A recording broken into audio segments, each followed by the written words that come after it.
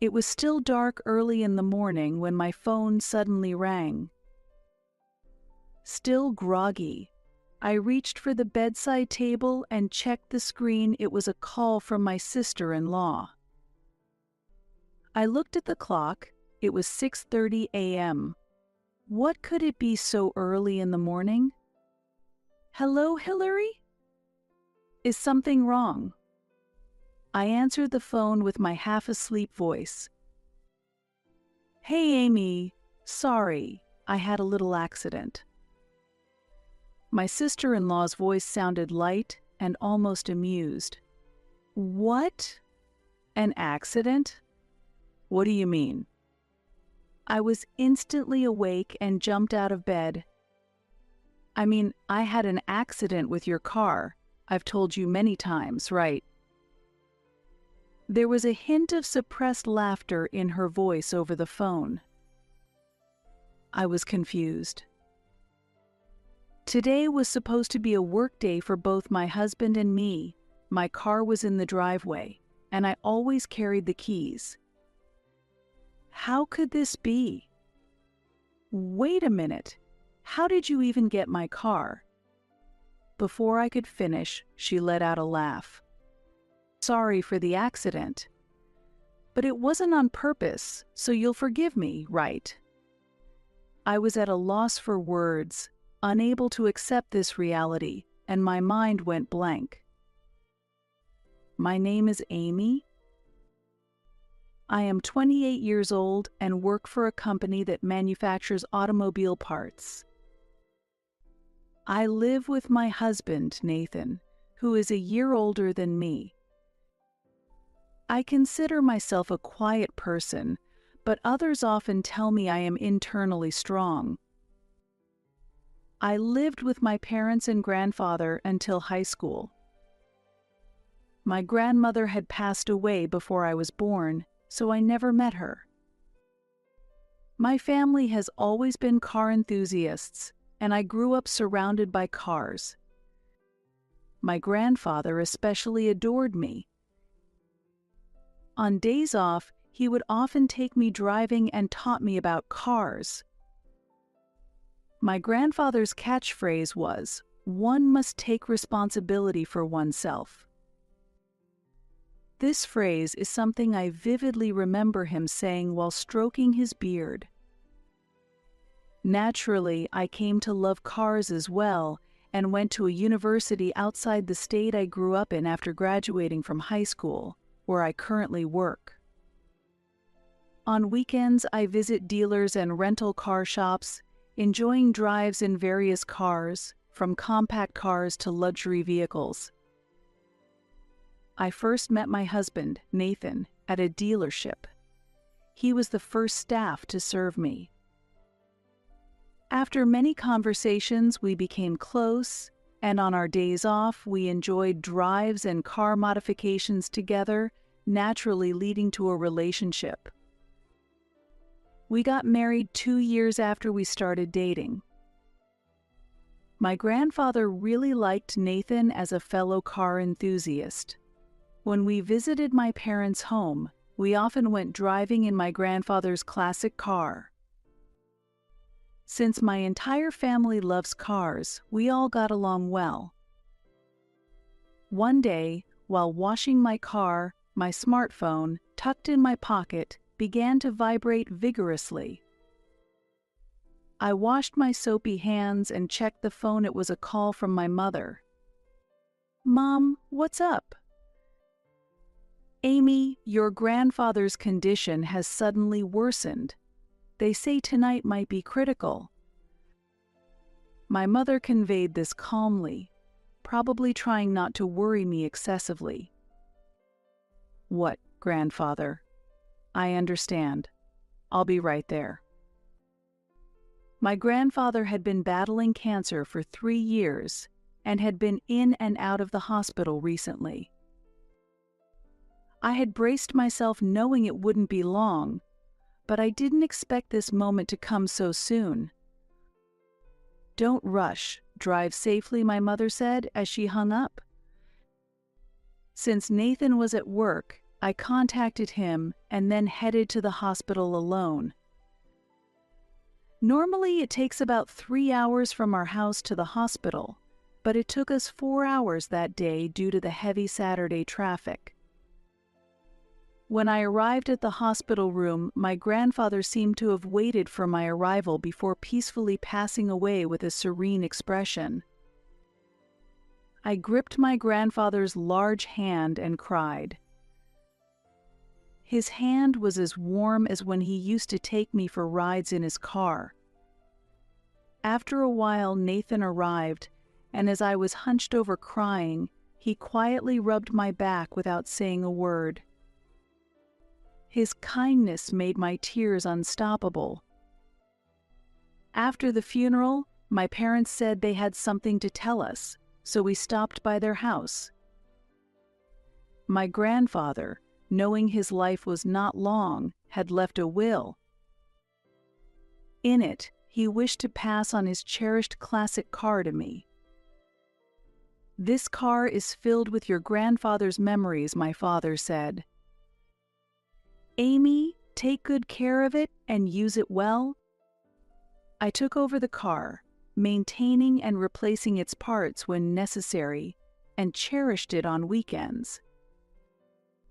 Every time I drove the car, I could vividly recall my memories with my grandfather. About a year after my grandfather's funeral, we visited my parents' home again for a meeting with my in-laws. My sister-in-law, Hillary, is 2 years younger than me, at 26, and currently lives with her parents. She is tall, slim, and flashy. After the meeting, as we headed to the parking lot, my sister-in-law asked, "Is this your car?" I told her about inheriting it from my grandfather. "Him, I see. But that car doesn't really suit you," Hillary remarked dismissively. My husband was chatting some distance away, so he didn't hear this conversation. I felt a twinge of annoyance inside, but since it was a celebration, I didn't want to cause a scene, so I held back my words. Hillary had always looked down on me and said mean things when my husband or his parents weren't around. However, she usually pretends to be nice on the surface, so the rest of the family hasn't noticed. The next Saturday after the meeting, I was vacuuming at home when the doorbell rang. Thinking it was a courier, I opened the door only to find Hillary standing there. "Hi, Amy. I just came to visit." Hillary." I was surprised by the sudden visit. Normally, you'd expect someone to call ahead of time, right? "Hope you don't mind if I come in," she said, and walked into the house as if it were her own, sitting on the living room sofa with her legs crossed. Unable to refuse, I decided to serve her some coffee. "Hey, I'd love to take your car for a drive," Hillary said. I understand her desire to drive the classic car since she likes cars too, but I wish she would have contacted me beforehand. My husband was at the dealership working again that day, and he usually works on weekends, so our days off rarely coincide. Since I had some free time, I took Hillary for a drive for about an hour. That was so much fun. I want a car like this too. Let me drive next time. Hillary seemed satisfied as she left. However, after that, she began visiting my house every time she had a day off. The doorbell rang in the quiet house. Could she be here again? "Amy, if you only drive the car on days off, why not give it to me?" Hillary started asking me to give her the car every time she visited. "I've told you many times that car is my grandfather's keepsake. I can't just give it away." I keep refusing, saying the car is a cherished memento from my grandfather, but Hillary shows no signs of giving up. Don't be like that. Then give it to me as a wedding gift. We're family, so it shouldn't matter who uses it, right? Lately, she's been saying she wants the car as a wedding gift. When I asked why she was so fixated on this car, she explained that a rival at work drives a luxury car, and she wanted something to compete with that. Hillary, being a car enthusiast, knew that this classic car was trading at high prices in the current market, so she thought it would be perfect to compete with her rival. For that reason, I refused even more strongly. Why won't you give it to me? It's just going to waste with you. Her obsession grew stronger over time, and I started carrying the car keys with me at all times as a security measure. Feeling that it was difficult to resolve this issue by myself, I consulted my husband and his parents, asking them to persuade her to give up on the car. After that, Hillary stopped coming to our house, and just when I thought I could relax, that incident occurred. I rushed to Hillary's location in a panic. There, my car was a wreck, having collided with a telephone pole. I always carried the keys, so how could this have happened? Fortunately, there were no injuries, including Hillary, but the bumper was completely destroyed, and there were marks on the door as if it had been hit with something hard. Could Hillary have hit it? Because the car was old, repairs would be expensive, and many parts that are no longer manufactured would make it essentially a total loss. As I stood there in shock, Hillary looked at me with a smirk. Sorry. It wasn't on purpose. Keep it a secret from my brother and our parents. We're family, so you'll forgive me, right? She showed no sign of remorse, rather. She seemed to enjoy my reaction. All right, I won't tell Nathan and the others, but how did you get my car keys, Hillary? I secretly switched them when I visited your house during Easter. My husband and I, wanting to show our appreciation, invite his parents every Easter for delicious food and drinks, and they stay at our house. This year, Hillary came too, and I couldn't just send her back alone, so she stayed, but it seems she switched the keys while I was in the bath. I never imagined Hillary would do something like this. It's your fault, Amy. I've been saying I wanted that car for so long, but you never gave it to me. Even my brother and dad scolded me for coveting someone else's property. I could have used that car more effectively. Hillary deliberately caused an accident knowing she couldn't have the car. It's unbelievable that someone would take and destroy someone else's precious possession. I was shaking with anger, clenching my fists tightly. Seeing my reaction, Hillary said with a smile, but it's also your fault for not noticing the keys were switched. This is a family matter, so let's call it a draw. Keep it a secret from the family. As Hillary walked away satisfied, I murmured softly, "Keep it within the family, huh?" After confirming she was gone, I immediately called the police. I took photos of the accident scene from all angles while waiting for the police and explained to the arriving officer that my car had been taken without permission and involved in an accident. I also had them confirm the marks of violence left on the car after the accident, and it was deemed malicious, so I filed a victim report. After returning home, I submitted a claim to the insurance company with the photos I had taken. Still seething with anger, I approached dinner time. It was quite sudden, but I ended up going to my in-laws' house and having a meal with my sister-in-law Hillary, my husband Nathan, and their parents. Hillary seemed anxious that I might bring up the car issue, but outwardly she was proceeding with meal preparations as usual. Then she even sported a disdainful smile. During the dinner preparations, the in-laws' landline phone suddenly rang. "Yes, hello," my mother-in-law hurried to answer it and then exclaimed in surprise, "What?" With a puzzled look, she handed me the receiver. "Amy, it seems to be a call from the insurance company about the car accident." I took the receiver with a smile. I had previously requested the insurance company to contact me at my in-laws' landline instead of my mobile phone. I received confirmation of the accident and an explanation of the documents needed for the online application, which I noted down.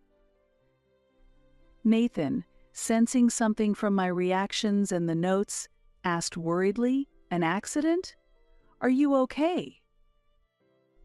As the conversation continued, it became clear that it was Hillary who had the accident, not me, and everyone was furious and started questioning her. Hillary glared at me and then suddenly started crying. Amy said I could drive, but the brakes were broken, and when the accident happened, Amy just laughed and ran away. She tried to kill me by putting me in that broken car. That's not possible. Amy, you were supposed to be working, weren't you? When did you even ride together? Nathan countered. Hillary screamed and tried to pin the blame on me, but her contradictions were quickly pointed out, and she fell silent. As soon as I glanced at the clock and looked back at Hillary, the landline rang again. I answered the phone and handed her the receiver saying, "It seems to be for you." The moment Hillary fearfully took the receiver, her face went pale. "Who is it?" my mother-in-law asked, but Hillary looked away without answering. Unable to bear it any longer, my father-in-law took the receiver and, after listening, exclaimed, "The police." "Hillary, the police say they need to speak to you at the station about the accident. What's going on?" My usually calm father-in-law was struggling to contain his anger as he questioned her, and Hillary started trembling in fear. Then, glaring at me, she shouted, "Amy, this isn't what we agreed." I responded calmly. The only ones I spoke to were the police and the insurance company. Just like you said, I haven't told Nathan or your father anything. Hillary, trembling with anger and eyes red, screamed. Everyone is being deceived by her. Amy is the one lying. In response to Hillary's insistence, I sighed deeply and played the conversation I had recorded on my smartphone. Actually, when I received the call about the accident, a colleague advised me as I rushed out of the office, "You should record this on your mobile. It will help avoid disputes over who said what later, and recording video might provoke them, so secure an audio recording first." Following the advice of a colleague who had experienced trouble after a traffic accident, I had started recording the moment I faced Hillary. Naturally, all her unreasonable accusations and her threats of keep quiet, because we're family, were recorded. Hearing the playback from my smartphone, Hillary's complexion turned even paler. "I've already submitted this to both the police and the insurance company, so lying now won't do you any good." There was no escape for her now. Hearing this, Nathan and his parents were furious, and my father-in-law scolded her sternly. "Hillary, Can't you distinguish between right and wrong? What you've done is no different from theft. You need to compensate Amy for the car." When he said that, Hillary defiantly replied, "I can't pay, I have no savings." "Then, I'll cover it for now. I'll use the $30,000 we saved for your wedding, so make sure you pay it back." Hillary looked up and pleaded, "Please, Dad, not that. If you do that, my marriage will be ruined." "Amy, I'm sorry. Please forgive me. We're family, right?" she begged while crying. "Enough. Being family doesn't excuse anything. What you did is akin to theft, and deliberately damaging the car is unforgivable. Being family means you should fulfill your financial responsibilities properly, reflect on your actions." Understanding that my father-in-law wouldn't change his mind, Hillary left the room without eating, her shoulders slumped. My parents-in-law and Nathan apologized to me repeatedly on behalf of Hillary, since the car that was a cherished memento of my grandfather was destroyed. Accepting the money, I decided to withdraw the complaint. I received the $30,000 from them immediately, but it still wasn't enough to cover the car repair costs. Unable to afford any further expenses, I reluctantly decided to let go of the car. "Grandpa, I'm sorry," I whispered, as I watched the car being towed away. Later, while relaxing in the living room, the doorbell rang unexpectedly. Opening the door, I saw Hillary standing there, pale and frightened. Despite my wariness, she apologized at the entrance. "Amy, I'm really sorry about the car." Surprised and mindful of the neighbors, I invited Hillary inside. I let her sit on the living room sofa and listen to her story. According to Hillary, misfortunes had followed one after another since the day she destroyed my car. The funds for her wedding were gone, and when she discussed it with her fiancé, he broke off the engagement saying, "If you don't have savings, we can't get married," and he quickly married the woman Hillary had considered a rival. Moreover, they sent her an invitation to their wedding, and at work, she was either treated like an outcast or mocked. Despite her efforts to outperform her former fiancé and his new wife at work, she faced continuous issues like her alarm clock malfunctioning on important days, leading to her arriving late for a crucial meeting with a client, which resulted in her bonus being halved. Although Hillary had faced one misfortune after another in her attempts at new relationships, from being mistakenly accused by a woman of being a man's mistress to finding out that a man who approached her at a mixer was actually married, she wondered if this was all a curse from my grandfather. I found that unbelievable. She then explained that she had come to apologize to break this streak of bad luck. "Amy, I really regret the car incident.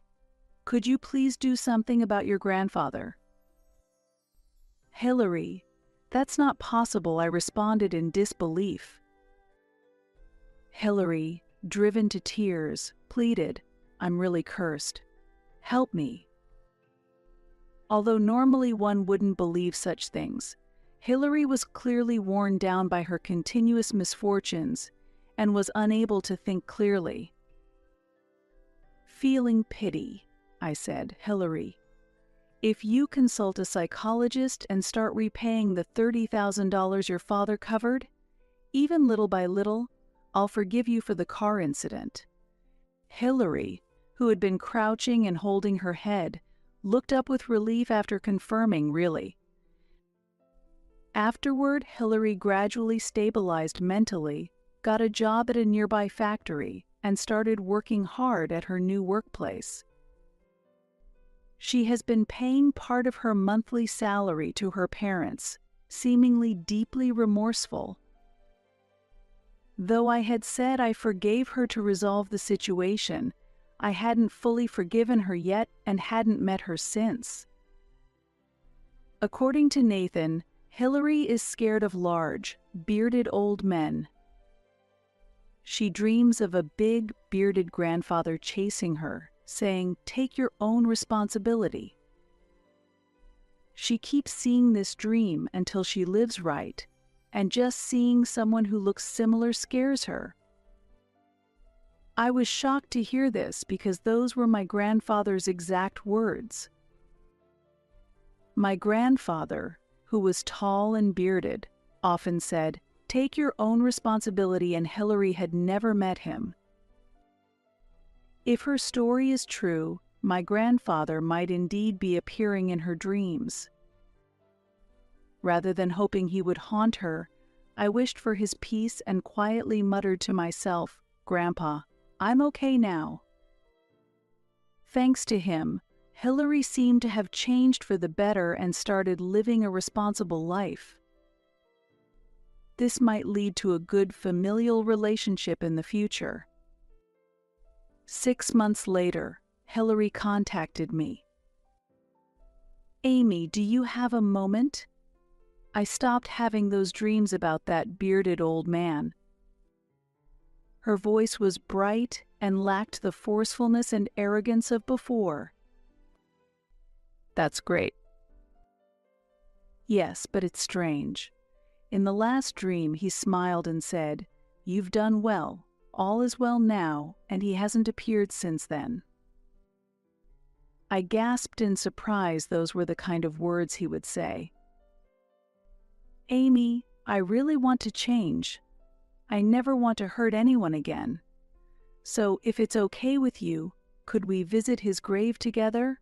I want to apologize properly to him." Hillary's voice was devoid of her previous arrogance, and she looked genuinely remorseful. I thought for a moment and then agreed, "Okay, let's go together this Sunday." That day, we stood before my grandfather's grave. Hillary apologized deeply and maintained a long silence. "Grandpa, I'm truly sorry. Thank you." Tears were welling up in Hillary's eyes. I too joined my hands quietly and spoke to my grandfather in my heart, "Thank you, Grandpa. We're getting by all right." On the way back from the grave visit, Hillary spoke to me. "Amy, once I save up enough, I want to find and buy the same model car as your grandpa's keepsake and have you drive it. Until then, I'll keep working hard, hoping for him to watch over us." Seeing Hillary's earnest gaze, I nodded quietly. "Thank you, Hillary. I'm sure my grandpa would be happy." As we looked out the car window, I reflected. People can change. Sometimes, mysterious forces help facilitate that change. While we no longer have my grandfather's precious car, we have regained our family bond, which might be what he wanted the most. Our journey ahead is long, but now we have the strength and hope to walk through it, believing that somewhere, my grandfather is watching over us.